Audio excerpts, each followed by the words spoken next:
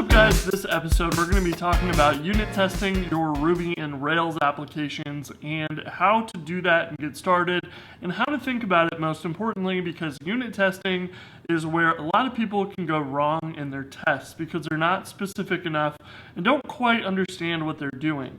So let's dive into building an example. We're going to be using the Net Promoter Score example, where this is a calculation of a survey of results from your users. So you ask them a simple question on a scale of 0 to 10, how likely are you to recommend our product or service to a friend or colleague? And so it's very simple. People can rate from 0 to 10. If they rate 0 through 6, they're a detractor, and 8 or 7, they're passive, and 9 and 10s are promoters. To calculate your score, you just go through and calculate the percentage of promoters, subtract the percentage of detractors, and you have your score. And you can kind of determine how much people love you or hate you based on those results. So it's very useful to get a high-level idea of how well you're doing and helping your customers. So this is a good example we can use to validate these numbers, to do the calculation, to go and build the integration test, to actually send out the form or email to go fill these out, and so on. So we have a lot of work to do, but lots of good things we can test, and let's dive into building some unit tests around the basics. So we're going to be using the Jumpstart template for this. I'm going to create a new Rails 6 app called NPS, and when this is done, we'll be able to go and create our models and then set up some unit tests for our scores. Now that our application is ready, we can go into the Net Promoter Score directory and we can create a few models to work with. So first off, let's generate a scaffold for our projects. They'll have a title, and we can group our Net Promoter Score people and ratings into those projects. Then we can generate a scaffold for a person who is one of our customers or whatever that's giving us a rating. Those people will have a project belongs to a name and an email, and we'll have the latest version of a score on them as well. And we will have a scaffold for a rating, which will be a person belongs to and a score as an integer. And so we'll be able to cache the latest version of the score on the person, and we will have the ratings as the historical ratings, and we'll do our calculation from the Net Promoter Score based upon the latest reviews that someone gave us. So let's dive in now that we have these models generated and create our database, and then take a look at our tests that Rails creates for us. So the test folder has the active support test case set up in it. The test helper is what loads the test environment, then the Rails code, the environment for test, the Rails test helpers, and then sets up our parallel tests and fixtures for us. So all the basics that you need to get started, and you can go into your models and start writing tests for your models. They have a placeholder here so you can get started with all of that.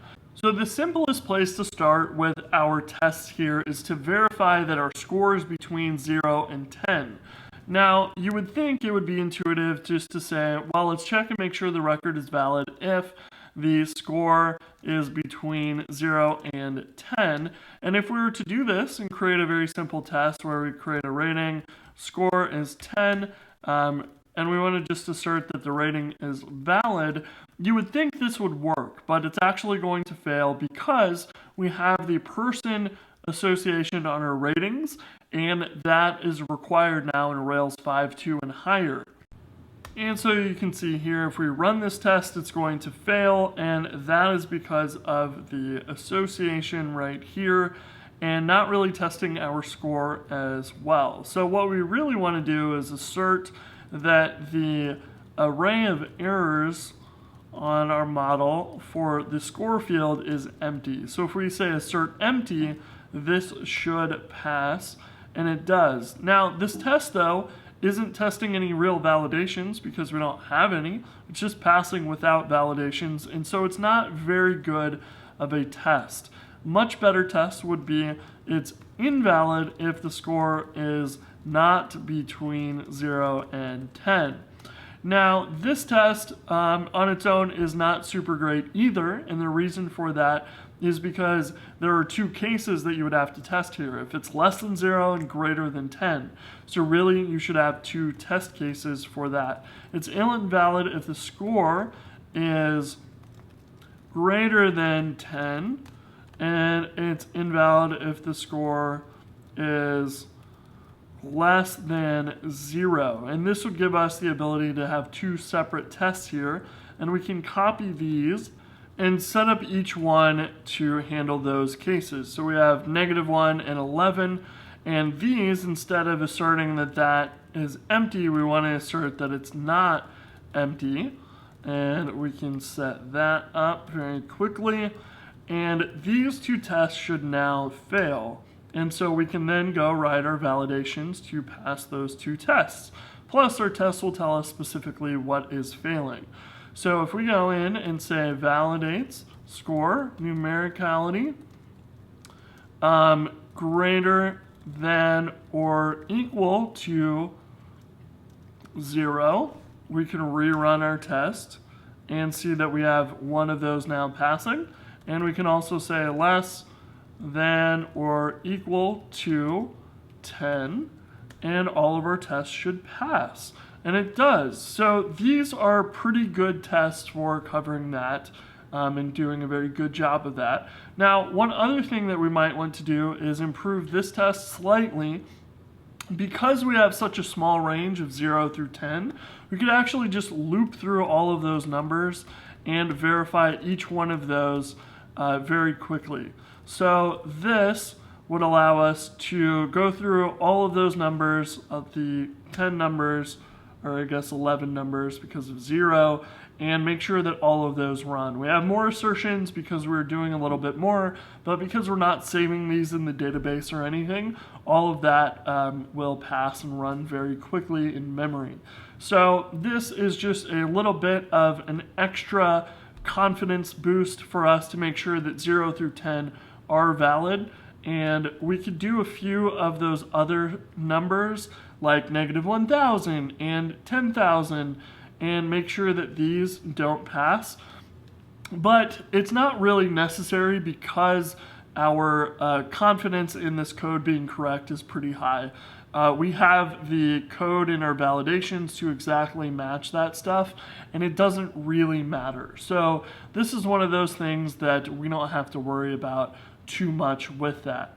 Now, we're also in here not really checking the exact error message, because if we ever decided to change the error message for this, we don't really want to have to go and update our tests as well. It wouldn't really benefit our test much, and it just makes our test more brittle, so that when our validation changes, our tests have to change too. So ideally, your tests are not really tightly coupled to that, but sometimes it's hard to avoid that. And this is a good starting place for us for our testing of the validation. So we have 3 unit tests for 1 validation because that validation sets up boundaries, and we need to make sure that we test all of those situations outside the boundaries and inside the boundaries. And this is one of the things that you'll get better and better at as you're writing more tests, to make sure that you cover all of those exceptions, and when things happen in production that make you realize your validations were wrong, you can go through and add an extra test for that edge case and make sure that your code covers that. So we haven't really written any of our own code just yet. We've added tests for an active record method, and we're just making sure that our configuration for the validation is set up correctly.